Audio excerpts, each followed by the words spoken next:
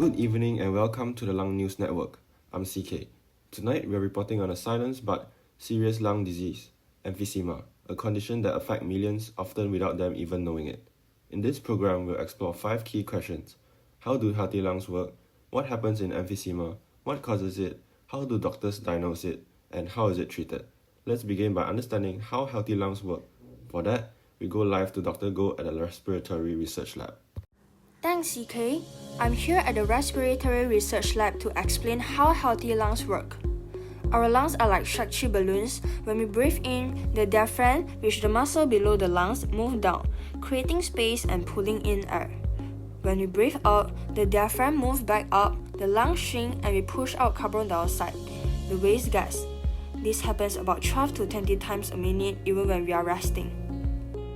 Now inside the lungs are millions of tiny air sacs called alveoli.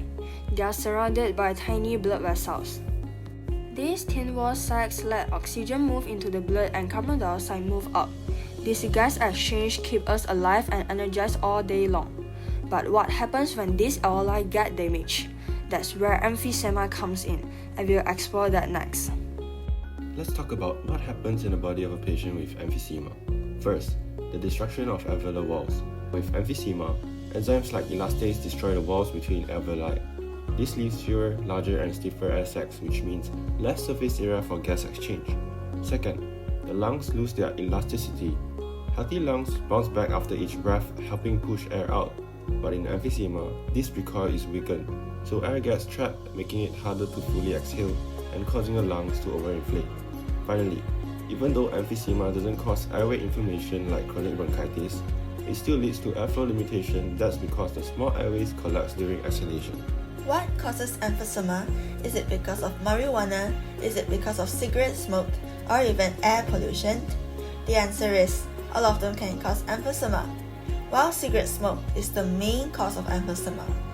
What happens when your lungs are exposed to harmful irritants every day? The chemical substance in one single cigarette can destroy alveoli and block airflow. But it's not just about cigarettes.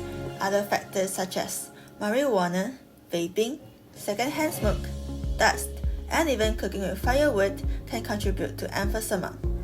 Other than that, genetic causes of emphysema are age, family history, and rare genetic disorder like alpha-1 antitrypsin deficiency. This protein helps to protect lungs from irritation and blocking the effect of powerful enzyme called elastase. Without alpha-1 antitrypsin, elastase can destroy the alveolus in the lungs, causing emphysema.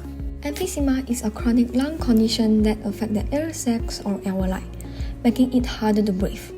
But how is this condition diagnosed? Diagnosis starts with a detailed medical history. Doctor asks about smoking habits, exposure to dust or chemicals, and any symptoms like shortness of breath or chronic cough. The next step is pulmonary function test, also known as spirometry. This test measures how much air you can exhale and how fast you can breathe out. In emphysema, the results often show obstructed airflow, especially a reduced FEV1 FVC ratio. A high-resolution CT scan can show areas of lung damage, enlarged airspace called bullae, and loss of lung tissue. This is often the most definitive tool to confirm the type of emphysema. In some cases, especially in younger patients or non-smokers, a blood test may be done to check for alpha-1 antitrypsin deficiency, a real genetic form of emphysema. Lastly, let's see the treatment for emphysema. Before this, we have to know one question. Can your lungs heal from emphysema? The answer is no. The treatments can only help to reduce your symptoms, improve your quality of life, and help to prevent the future damage from occurring. Firstly, inhaler with medication such as bronchodilator and inhaled corticosteroid are used for emphysema. The bronchodilator helps to relax the muscle around the airways, while the inhaled corticosteroid helps to reduce the inflammation and mucus production in the airways. Besides that, if the lungs are not getting enough oxygen, the oxygen therapy may be needed for the patient. They can get extra oxygen to their lungs through a mask or plastic tubing with tips that fit into their nose. And these are attached to an oxygen tank and they are lightweight and portable. In severe and serious cases, operations like lung volume reduction surgery or even lung transplant are required.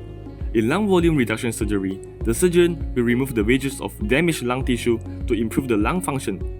And for the lung transplant, this is not recommended because it has serious risks such as organ reaction that is fatal, only needed for end-stage emphysema when other treatments are failed.